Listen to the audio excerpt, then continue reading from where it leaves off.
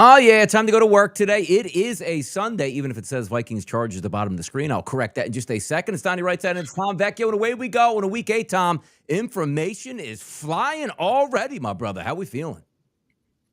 Doing good. We have no weather issues to deal with this week, unlike last week, but there are a ton of injuries. There have been some crazy line movements. We have backup quarterbacks with Andy Dalton for the Panthers.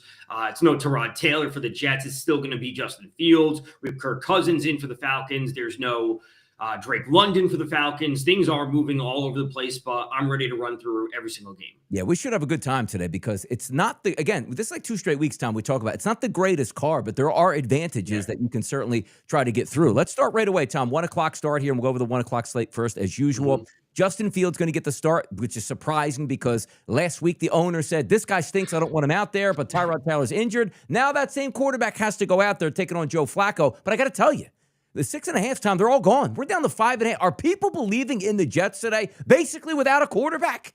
I will say it was just announced that Nick Mangold, Jets legend, passed away overnight. Maybe people are buying into the Jets. Like, hey, if there's any time to buy into motivation for the team, like you want to go out and put up a good performance for the fans, just for the organization, it would be now. I don't see it that way. It's great to have nice storylines that the team and organization can build around, but the fact that we're getting Trey Hendrickson active for the Bengals is only a boost for them. Flacco has a clear connection with Jamar Chase. The offense, I want to say, is moving in the right direction for the Bengals. I think they win. The fact that it's down to 5.5 obviously isn't great. You don't like line moves going against you, but I do think the Bengals come away with the win. And I'm kind of surprised because also this isn't one of those let's galvanize the troops here for the Jets. Yeah. If you watch Justin Fields play, he cannot play. So, okay, well, who's his weapons? He does not have any weapons. And we're supposed to believe again, Tom, well, let's just run the football the entire game. Does that work when you're down 10-0 in the second quarter to Joe Flacco and the Cincinnati Bengals? I can't stand the Bengals defense. But do I want to say, you know what, Don or Tom, I'm just going to lay the wood. I like the 5.5. I just don't know why you're backing the Jets because you could say, like, oh, well, the defense stepped up the past couple weeks. Also, Sauce Gardner is down against the most elite wide receiving core or duo, Tom, in the NFL. And there's no Garrett Wilson as well. And the only thing that you would buy into would be Fields coming out there with like an FU mentality. It's like, oh, the owner doesn't like me. He didn't want me to start. Now I'm starting. It's like, now I'm going to go put up a performance. But you're doing so with no Gardner, with no Wilson, with less than full health, when you actually have somewhat of a competent offense on the other side. I know you like the Bengals passing attack. I think they win. I have no interest in this game. Because and honestly, if we just go, because I do think like Flacco's going to have some success. And early in the week, I was buying on saying, you know what, Sauce Gardner's got a concussion. In today's NFL, you're 0-6, whatever, head to 0-7, whatever you are.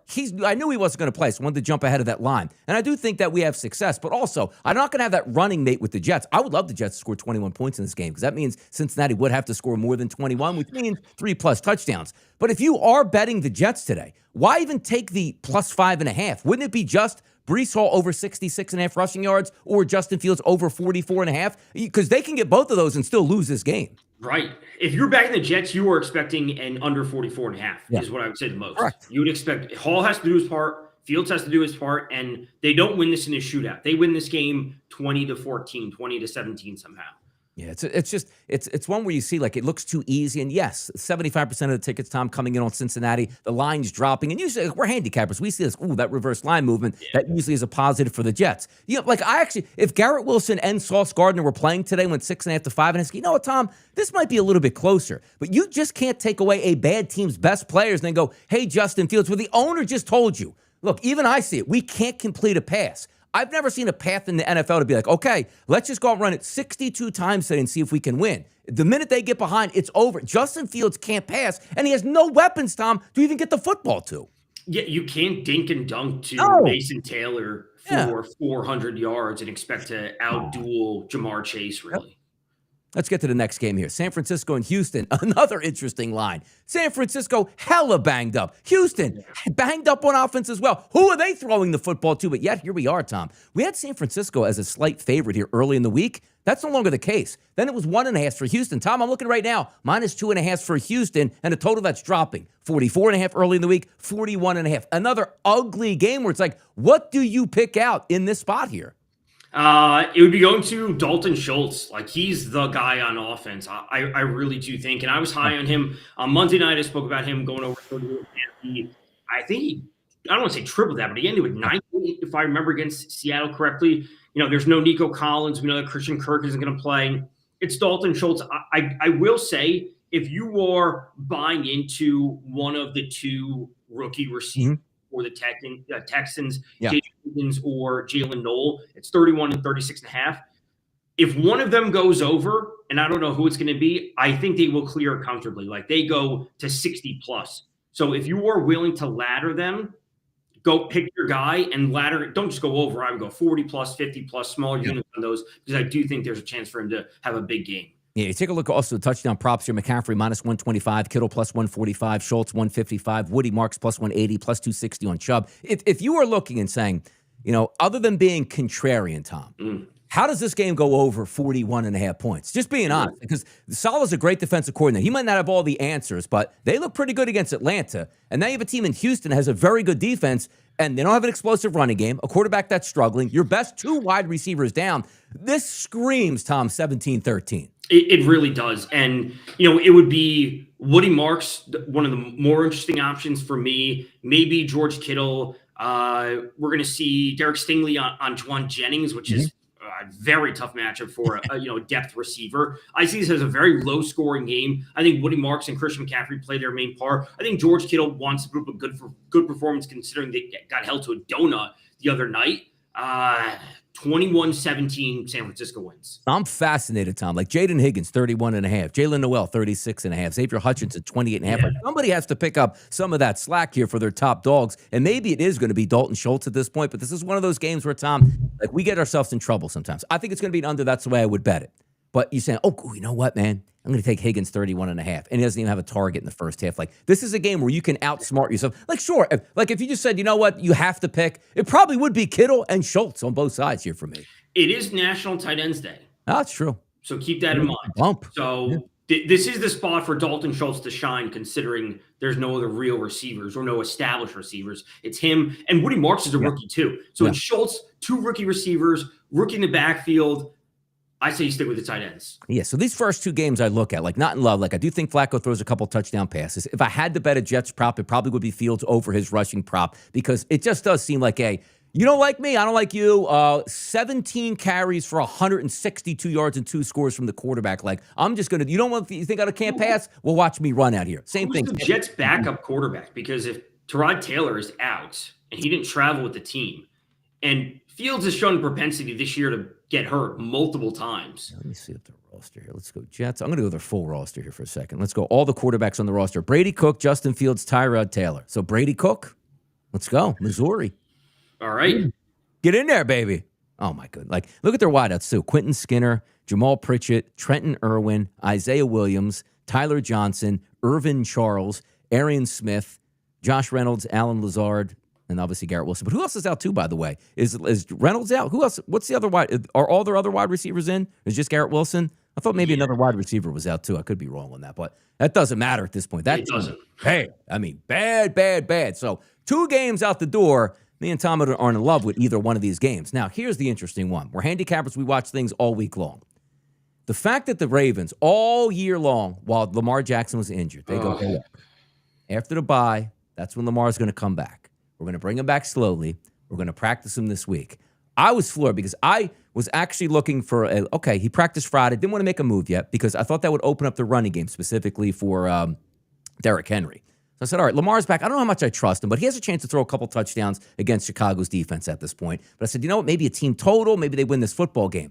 That's wild because usually for me, Tom, I see the practice reports on Friday. That's when I start to make my decisions here. And the fact that they specifically said full practice, let's downgrade the next day. That's Harbaugh, who's never been straightforward about a single injury. And it wasn't, the gambling. It had nothing to do with gambling. It was just to throw off the Chicago Bears defense, where they had to prepare for Lamar Jackson all week and even into Friday night. Go, my bad.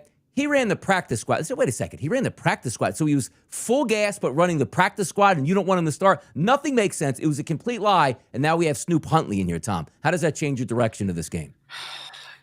If you got the Bears at 6.5 or 7 earlier in the week, congratulations, because that is an unbelievable line to have.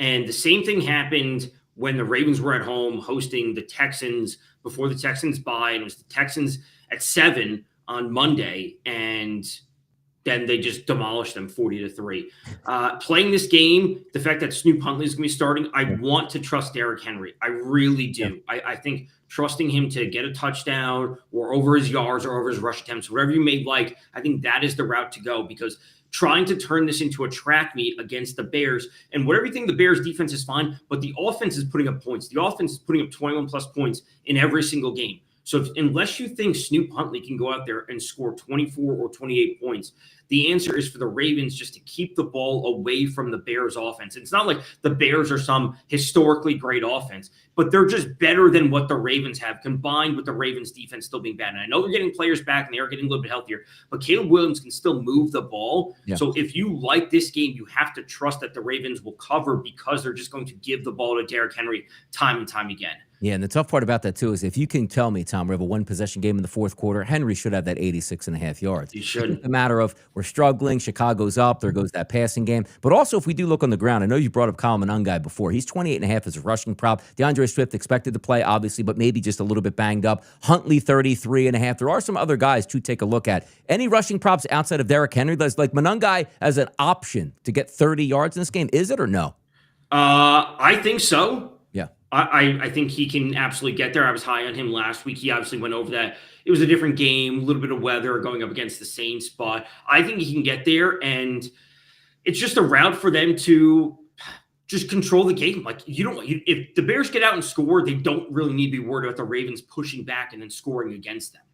Now, Tom, take a look at the wide receiver props in this game, because it does make a difference. When Lamar Jackson's back there, some of these guys really light up, like Zay Flowers, 46.5, DJ Moore, 36.5. You take a look at Colston Loveland, 33.5, Zacchaeus, 22.5. But just trying to focus really on that Baltimore wide receiving core. Rashad Bateman, 18.5. DeAndre Hopkins, 13.5, Tom. Is it like, I always say, don't outsmart yourself. But sometimes when I see numbers that ridiculous, that basically says Huntley should be throwing. And by the way, what is Huntley's passing prop number? Let me just take a look quick. It's 173.5. Yeah. So somebody has to catch more than 30 yards, Tom. I would like to say Mark Andrews and then Rashad Bateman, just because those are lower numbers. I don't necessarily want to be going to Zay Flowers, and that's just my take on it. But we're dealing with a team that's going to have, if we look back tomorrow at the end of the game to see the Ravens have a sub 50 pass play percentage, I'm not going to be surprised. So we're relying on 25-ish or fewer attempts for Snoop Huntley to get across. What is his passing attempts prop? It's 26.5. Yeah. So 20, and it's juice 140 to the under. So we're dealing with 25 attempts. Let's say he goes 19 of 25. You need those 19 attempts to turn into 180 yards dispersed among 5-6 players. It's going to be tight, but I would choose Bateman. Now, Cooper Rush is a veteran. He's not playing today. Is it a bump today with Tyler Huntley for you over Cooper Rush? Like, what does that open up? Because you know me, I love rushing props. I love touchdown props here at this point, rushing props on the ground. Mm-hmm. I do. Cooper Rush really ran its course. Like, I feel like Tyler Huntley is the right guy, but I don't know what the benefit is going to be. Like, once we get in the red zone, can he run one in, or will they hand it off more? It doesn't feel like an up-tempo passing game, but it feels like Cooper Rush was so bad they had to just make a change. And I'm surprised they didn't go to Snoop Huntley like initially, because just based on the structure of the offense, like Cooper Rush is a traditional pocket passer. If you bring in Snoop Huntley, you could at least kept the offense the same in the way that it's structured for Lamar Jackson, a little bit of RPO, keep Derrick Henry involved. And they didn't make that change, and they went to Cooper Rush. Now they have to go back to what they were. I think it's all over the place. I think it's just completely wrong. I don't want to say it's a lost season for the Ravens, because if Lamar comes back, they could rip off 6 straight wins, 7 straight wins. All of a sudden, they're back in the playoff picture. But I just don't like this game. I think it's Derrick Henry. Yeah, Derrick Henry, by the way, touchdown prop minus 230 in this game. DeAndre Swift plus Crazy. 135. Everybody else is plus money. Like, if you were honest, like, okay, let's just put each team at 3 touchdowns. Like Swift plus 135. And again, sometimes it's hard to trust a guy running back, a little bit banged up. What's his usage rate? Odunze plus 155. I've loved him all year. It's hard to say the touchdowns for the Ravens pass catchers, right? Zay Flowers plus 210 is a crazy high price. We get that. Mark Andrews, a 3-to-1 price. Like, if I did have to take one guy, I think I would take Mark Andrews, because if you get in the red zone, play action pass, roll out of the pocket, 3-yard dump pass, tight end. Like, that's the way I feel like they would get it.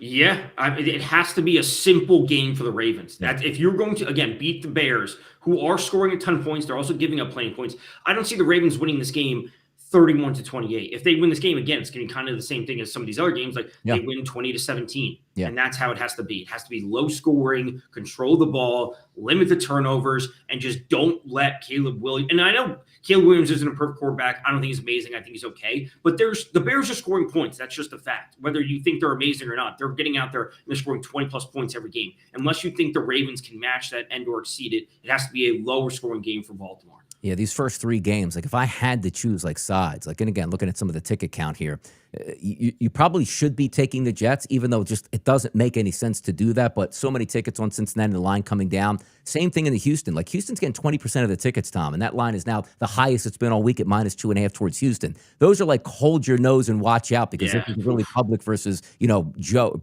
pros versus Joe situation. Same thing in Baltimore, but you can take Baltimore out because it's a lot of uneven money all through the week, where we thought it was Lamar. It's not Lamar. Now it's not. It's hard to get a read on actually what the sharp money technically is at this point, but just odd to see those first 3 games where, to be honest, Tom, I want nothing to do with the sides in any one of those first 3 games that we look at, because there's so many differentiating factors. I mean, the only side I would take would be the 49ers getting the points. And then it feels like that's like Shanahan will pull something out, and Houston's not. Put it this way, I'd be shocked, Tom, if Houston gets over 24 points, which means San Francisco's going to be in this game all the way through. Wait, so Sunday night was the 49ers game. Monday night was the Houston game. So this is a short, quote unquote, short week for Houston. Yeah. Short week there for us. And here's another one that was, again, it's hard. Like, we always get curveballs thrown at you. Usually me and Tom are doing a baseball show on Sunday. Like, hey, man, love the fact that Vladdy today. Oh, but Vladdy's going to take a rest on a Sunday, because that's what happens. But I'm telling you, Miami and Atlanta, all week long, look at this game going like, how's Miami going to compete? Like, they basically quit on the season. And then Atlanta's like, well, how about this? We'll take our quarterback out. How about we'll take our best wide receiver out, which basically is our only passing option on the outside. And then we'll put in Kirk Cousins, who I don't think has a bad game, but you don't know that. Like, this dude could be rusty as hell and old. Correct me if I'm wrong, Tom. He didn't look too good when he was starting last year anyway, and you thrust him in. Now you see the lines from 7 down to 6.5 and 7s at most outlets. It was over a touchdown, 7.5, 8 points earlier in the week. What do we make out of Atlanta in this Dolphins game? It's hard to put a finger on. It really is. So Drake London's out. I spoke to you on Friday morning saying, like, I love Drake London. It's just such a good matchup. Going over his receiving prop. That's obviously void at that point. I already got it back, which is nice to see. But they also released Ray McLeod last week or week before. So it comes down to now Darnell Mooney being thrust into number 1. Yeah. Kyle Pitts, obviously a tight end, but Casey Washington is going to be their number 2. I really think this game is for the Falcons, again, coming off a pretty bad loss on Sunday night versus the 49ers, where the defense played pretty well. They just need to come away with the win. And how do you come away with the win is getting Bijan the ball as many times as conceivably possible. He goes over 120 combined yards. I really like him over 17.5 rush attempts. I think you could absolutely play his yards and play his combined yards, rushing plus receiving, but give the ball to Bijan, who's arguably the best running back in the league. We saw what Rico Dowdle did to the Dolphins defense a couple of weeks ago. If Bijan does not go for a minimum of 100-plus yards today, something went horribly wrong for the Falcons. I think this is a game where they get in, they come away with the win, and no matter how ugly it is, that's their plan. But that plan should focus around Bijan Robinson. By the way, you said, I was missing that. Tyler Algier is active for this game or no? He is, because I was looking at him. He is active. He is active. Okay, so at least he's going to take some of the brunt, which actually isn't. Some people look like, oh, I wish he was out. It's actually like when you get Bijan Robinson, a couple breathers in there, the dude is extra dynamic. I don't think that's going to make a change if Algier gets any stats from him. Touchdown scores: Algier is a plus 140, Bijan's a minus 250 price, just to give you a level of competition there. Achane is minus 120, and then the plus money's on the Pitts and the Waddles here. But if we look at passing props, because I didn't get a look now that obviously once Kirk Cousins, official starter, 224.5 for him. Tua Tagovailoa is 197.5.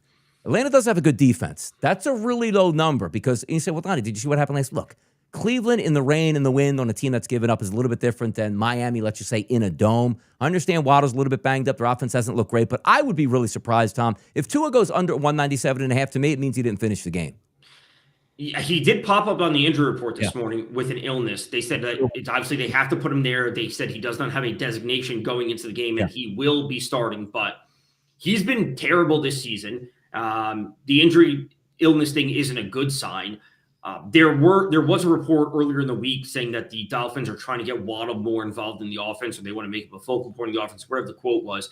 I think they're doing that solely to just boost his trade value, but I think this game has to be a Waddle game for them. And listen, we saw the Atlanta run defense get absolutely sliced apart by CMC last week. I'm not saying that Devon Achane is CMC, but if there's a path to them, it has to be a good balance of Achane coming out of the backfield, a little bit of Waddle. I don't want any interest in Tua. If he goes under this number, they lose this game going away, and the Falcons cover comfortably, but I just don't want any part of it. It's another really tough game, too, because Atlanta is a favorite in this game, 6.5 to 7, depending where you're shopping, at 44.5. So that's 4 games with unbelievably crazy question marks on which way you want to go. And again, if you're just painting by numbers, like Atlanta should actually still blow Miami out, but wouldn't you felt better if you had no issues? And at least Drake London was okay, but the passing game's going to be fine. He'll cover it. 2 guys will take him up. Everybody else can sort of chip in.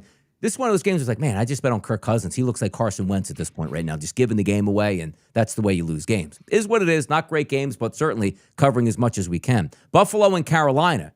Josh Allen, off a bye. Buffalo 2 straight losses. They should win this game, but what Buffalo struggles with, Tom, is exactly what Carolina's doing well. A 2-headed monster in the backfield, playing a little bit better on defense. They're catching 7 to 7.5 and a total of 47.5. Do I say take Carolina with the 7.5 points? Not necessarily, because Andy Dalton is getting the start, but I don't even know if that's a downgrade, to be quite honest, from Bryce Young at this point. I think Buffalo, Josh Allen always gets his numbers, and I think they will, but Carolina should be able to run the football today, Tom. They really should, and this is just another interesting game based on the fact that the Bills, as you say, coming off a bye, they're coming off of 2 losses.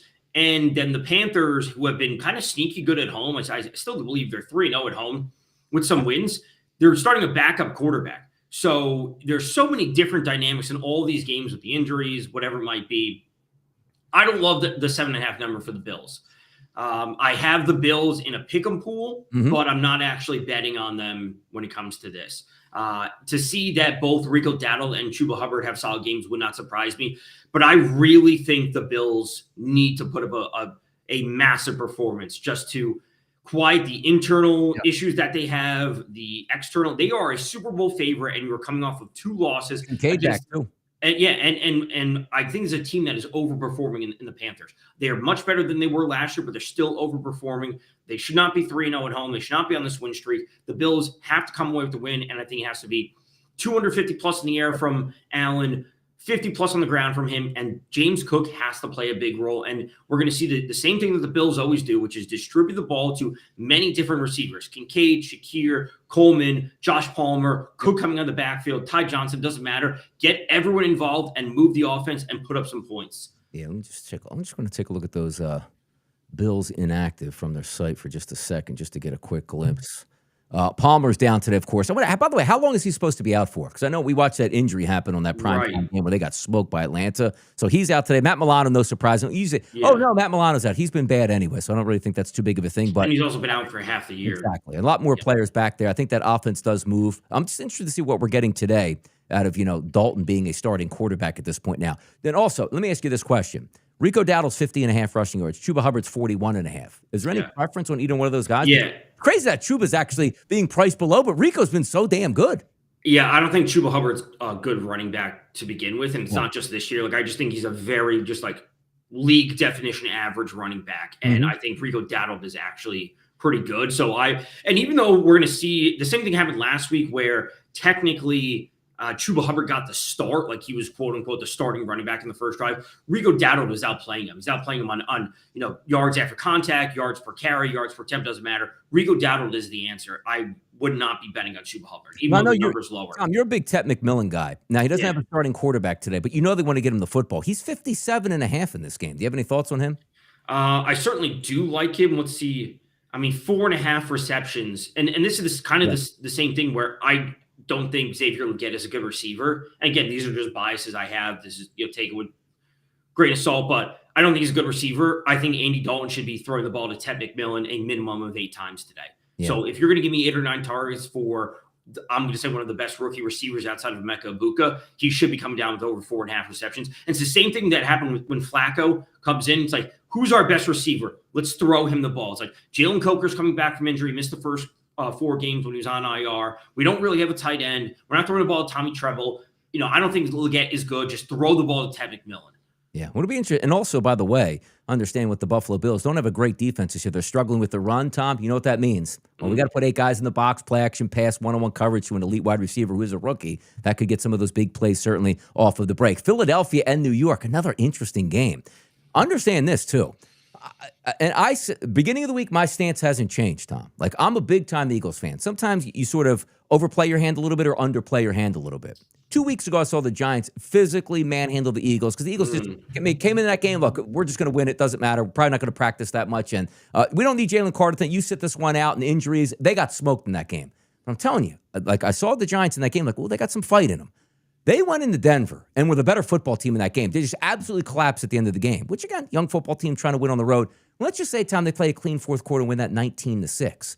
My vibes wouldn't have, like, I look at that 7.5, which is still available, and I'm crazy not to take the 7.5. Am I wrong, Tom? No A.J. Brown? No A.J. Brown. And it's also, again, and if it was 7.5 and the Giants got smoked last week, I think we'd be looking to lay it with the Eagles, right? But the fact that they lost in such a dramatic fashion and the team really up until that point has had somewhat of like a positive vibes going for them, I'm almost inclined to be like, the Giants are going to play this ugly. They'll play it close. They may not win, but they can cover that number. They're going to come out with some fire, and they need to come out with some fire based on the way the fourth quarter went against the Broncos last week. Give me the 7.5 with the Giants.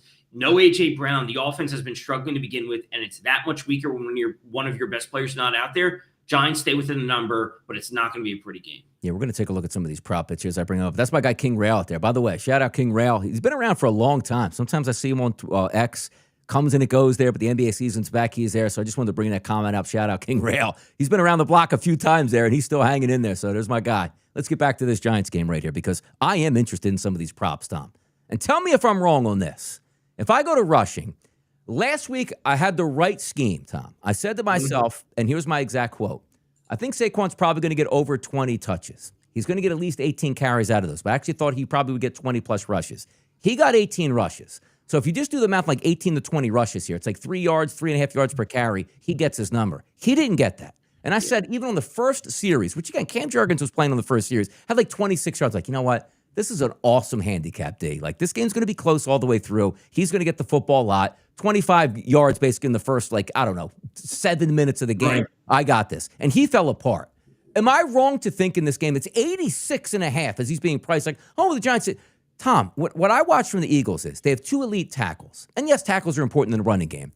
But Saquon Barkley used to eat because guard, center, guard last year was so elite, the push was so strong. Saquon had a full head of steam by the time you touched him 3 yards down the field, and he was rumbling here.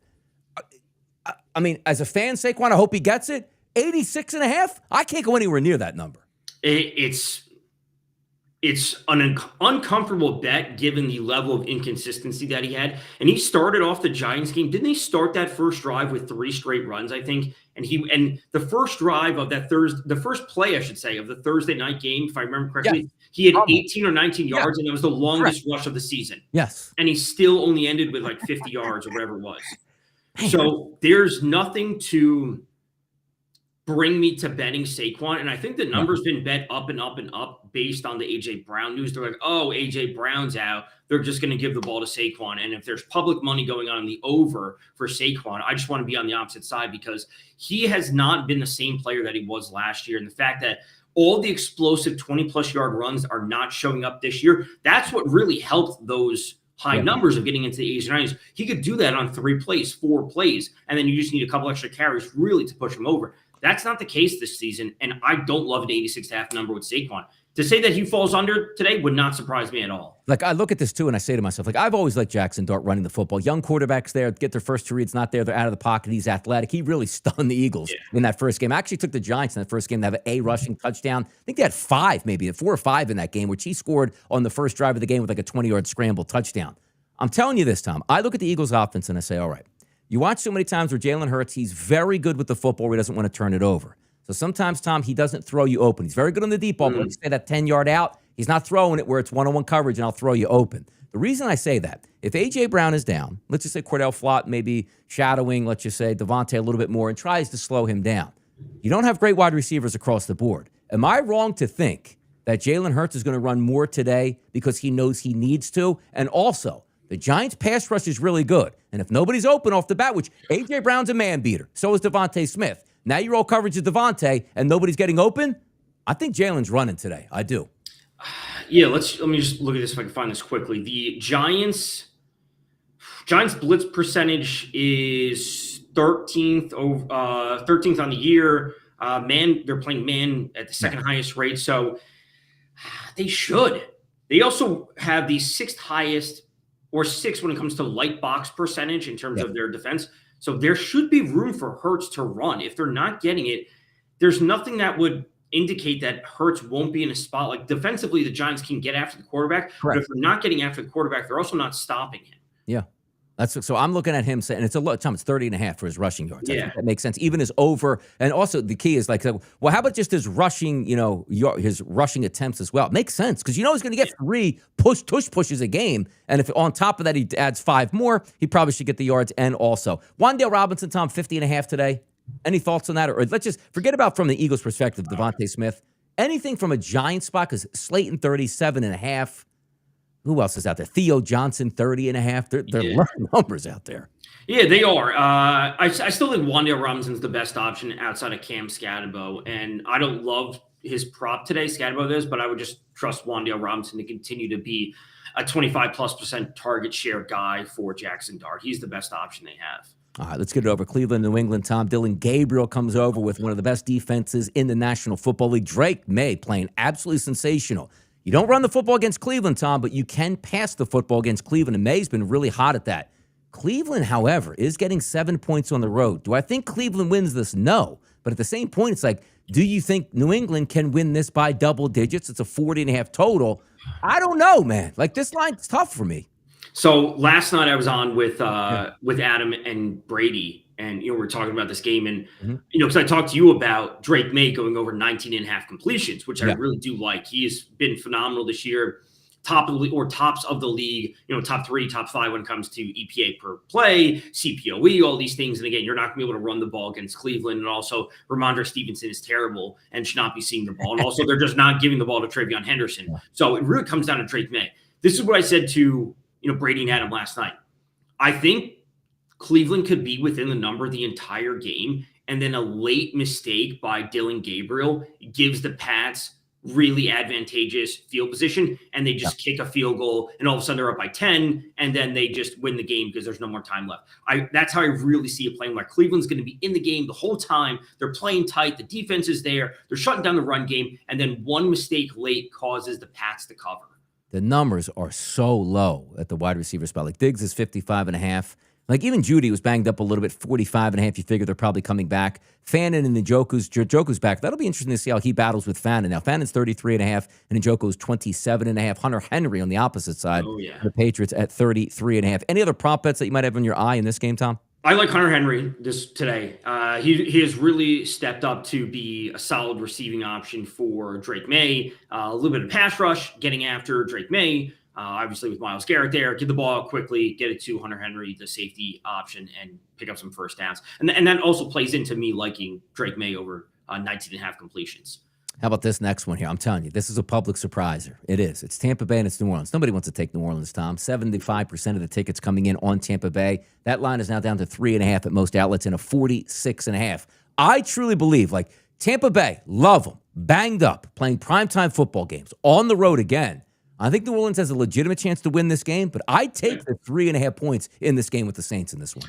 Absolutely. And regardless of the health of Tampa Bay and how they played in the most recent game, which was terrible. Let's just call it what it was. And up until that point, every game Tampa plays is one possession. They're winning games by 1 point, 2 points, 3 points. They're constantly, pulling a rabbit out of the hat to come away with these wins. If you were to tell me that Tampa wins this game, I don't know, 24-21, and they do so because they hit a late field goal. Baker had to drive down the field. They get him in field goal range. Chase McLaughlin, I think, is their kicker, and they hit it, and that's how they win. But the Saints cover. No one's going to be surprised. These are the games the Bucs have been playing the entire season. Take the points with the Saints, but I think the prop perspective for the Bucs is far more interesting.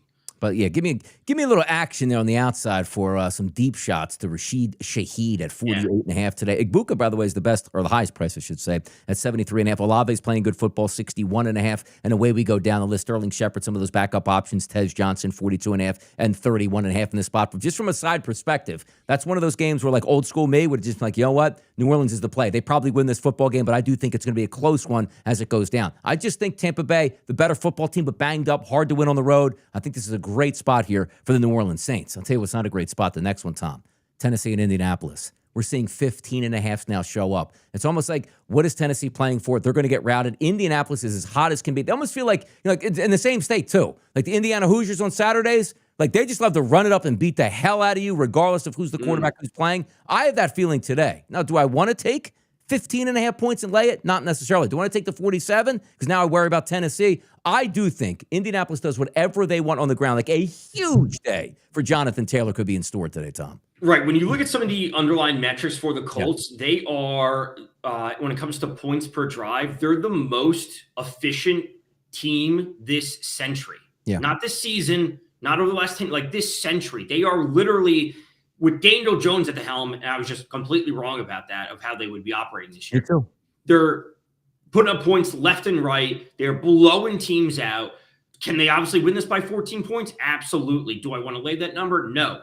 I think it's all Colts. It's all Colts. It's all Colts. But that does put the Titans into a pure passing game script. And we've actually seen some bad things from the Colts secondary. So if we actually look at the Colts defense when it comes to, some underlying metrics, they've actually been kind of bad this year, at least the secondary has. And now obviously some of that hasn't showed up in terms of just the actual results happening in terms of, expected numbers and that sort of stuff. But with Calvin Ridley out, the point being to all this, Ayo Manor, the rookie receiver for the Tennessee Titans, like him over 36.5. He has to play the majority of the role. Van Jefferson, you don't want him there. Tyler Lockett asked for his release. Chigo Okonkwo, not an option. Give me the rookie, getting it from Cam Ward, the other rookie. By the way, Jonathan Taylor, FanDuel, minus 400 as his touchdown prop. Now, and his yards are at 100. Yep. You know what's funny, Tom? Because you look at that and say, well, I would never lay minus 400 to win $100. But if they said free bet, everything's plus 100, that's got to be the best bet of the day. Like, Jonathan Taylor should score a touchdown, but they're basically making it so crazy high. It's not even like a parlay piece at minus 400. Unless he gets injured, he's scoring today. I would be shocked if this game ends up with Indianapolis with their normal, let's just say 30 points, and he doesn't score. He's got to score today. But again, who's taking the minus 400 out there? I don't think anyone, and I'm trying to find a way, even in, like, you can't even put it in an SGP with the money line. with an SGP with him to score a touchdown and the Colts money line is minus 298. So that's not even bettable at that rate. The way you would do it would be, you'd have to go really off the board to do something, I don't want to say stupid, but you'd have to do something so crazy where taking the Colts minus, you can't even take the Colts on like an alt spread. There's no effective way to bet Jonathan Taylor, at least from a TD perspective. Crazy. And again, you might be looking at this at the halftime, 76 yards and a touchdown already. Like, I should have probably bet him for 2 and, altered him to 125 plus. By the way, again, not mattering with what the spread is or the line. If I asked you, Cam Ward, a half of a passing touchdown today, where'd he go with that? I would say yes. I would say yes. They don't get shut out. I don't want to bet on Tony Pollard.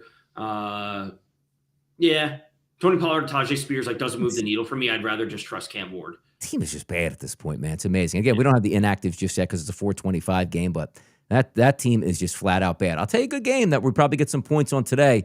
Dallas Cowboys and the Denver Broncos. Tom, 3.5 is the number, down from 4.5 earlier in the week.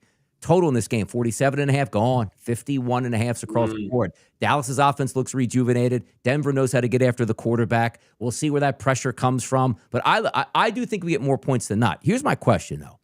Can we trust Bo Nix? And I said, look, he's the comeback kid. I get it. But can I just get a smooth game out of Bo Nix? And the reason I bring that up is because this takes me, and I didn't bet it yet, but I'm still thinking about like some of these 4 o'clock shots. The passing props, Tom. Bo Nix, 237, 336.5 in this game. His touchdown prop, 1.5 at a -142. Like in a perfect world, I look at this game, they're the favorite. So let's just say they're the favorite and they're supposed to score 26 to 27 points. Theoretically, 3.5 touchdowns. Nick should throw 2 touchdowns. No? Are we trusting him yet for that? I'm not. Yeah. He should. And listen, and this is a good measuring stick game because, like you said, we're not getting anything close to smooth games out of him. Like, no, we're not. That's the problem. It's great that he and the team have this ability to come back in the third and fourth quarter and they put up points. But that, like, to me, that's variance. Like that, and if that doesn't show up, they will lose this game by 14 points if they can't have these massive comebacks. But the point is, if he can't have a consistent, smooth game where the offense is operating normally against this bad of a defense, that is a worse sign for the offense rather than saying like, oh, maybe, because we're not going to come out of this and say maybe Dallas's defense is actually good. We're going to say no. What Nix has been doing is unsustainable, coming back in fourth quarters, and the fact that he can't put up 250 yards at a minimum and 2 touchdowns against this defense is an indictment against him, not the Dallas defense saying they're actually good. Yeah, it's incredible as you look at that, too. By the way, Javonte Williams is the clear goal line back for the Cowboys, Tom. He's -130. J.K. Dobbins -130. Ferguson, 130. I mean, that's got, you know what's funny about that, too? Because as much as, like, oh, that's just fallacy. It's not. Coaching staff knows it. Players know it. Quarterbacks know it. Goal line, and I'm not saying, like, hey, we got to give you the football at the 9-yard line 3 times to run it in. First and goal at the 1. He's probably going to score. Give it to him. It means a lot. And that goes for team building. So I think you're on to something there. But if we just do, again, the CeeDee Lamb, George Pickens. Now, there are some good cornerbacks there, don't get me wrong, for Denver Broncos. +155 and a 2-to-1 price on both those, which probably leads me to George Pickens at the 2-to-1 price even more. But from a Denver perspective here, you can get after Dallas's defense. Outside of Cortland Sutton, who I know you like, who do you go with today? Like, who's that secondary guy? Somebody's got to catch passes. I think it has to be Troy Franklin. I do like him. And I know Marvin Mims, like, he had some big plays last year. He in that game against the Browns when they threw for like 5 and Jameis threw for 500 yards. Like Mims always has the deep ball potential. So he could go over that number in literally 1 catch. But I like Troy Franklin just from a prospect perspective of him being a young player. So I'd be willing to buy into that 35 number. Evan Ingram doesn't move the needle for me. It'll come down to Franklin and Mims in that order. Yeah, interesting stuff there. Night game tonight, Tommy. Love versus Rodgers. Rodgers getting back at his old team here. This line hasn't moved all week. It's a -3-point favorite for Green Bay. Watson is going to be expected after being activated off the PUP list. He's supposed to give it a go. That'll help out. I saw Golden also supposed to give it a go tonight. How do we look at this? Because I hate the Pittsburgh offense, Tom, because it's let me fire the football 3 yards left, 3 yards right, 3 yards left, 3 yards right, and see if we can get down the field. I look at this and say, most people are going to bet Pittsburgh. Oh, dog at home at this point. But if you look at that line, opened up at 3, still sits at 3, 30% of the tickets on Green Bay. Am I wrong to think Green Bay goes in here and wins this game? I really like Green Bay. And hey, all right, line it up. When you look at some of the underlying defensive metrics, that's where my mind goes to start this. It's not about the offenses. It's not about, receivers coming back. And they are important. And, Brady and I will be talking about this game all night. When you look at the Packers, they have a very low blitz percentage, but they have a very high pressure rate where they're actually getting after the quarterbacks with only 4 rushers. And if you can do so against a below average offensive line and Rodgers, who generally doesn't have a lot of time to throw, if you look at some of those metrics, the Packers will be effective. Yes. So how they match up with the Steelers offensive line, I think is the most important factor in this game. And because of the lack of skill overall in the Steelers offense, if you can only rush 4 and you can then have the coverage back there, Rodgers won't have options. Tommy, let me talk about this principal play here. Christian Watson, 19.5 tonight. Come on now. Come on, baby. I mean, if he catches the ball, his ADOT, I believe in his career is 16. I believe his ADOT is 16 in the course of his career. So he's always the deep ball option for them. Oh, we might have to get busy. But that'll do it for the card today, Tom. 12:59, 1 o'clock kickoff here for afternoon action. Covered it all. It's the way we get down. Feeling good about this card, Tom? What do you say? Feeling Yeah, good about Bijan over 17.5 attempts and Drake May over 19.5 completions are my favorites. Here we go. Let's get after it, boys. We'll see you on Monday Night Football tomorrow night. Thanks for tuning in. 30 minutes till kickoff. It's kickoff.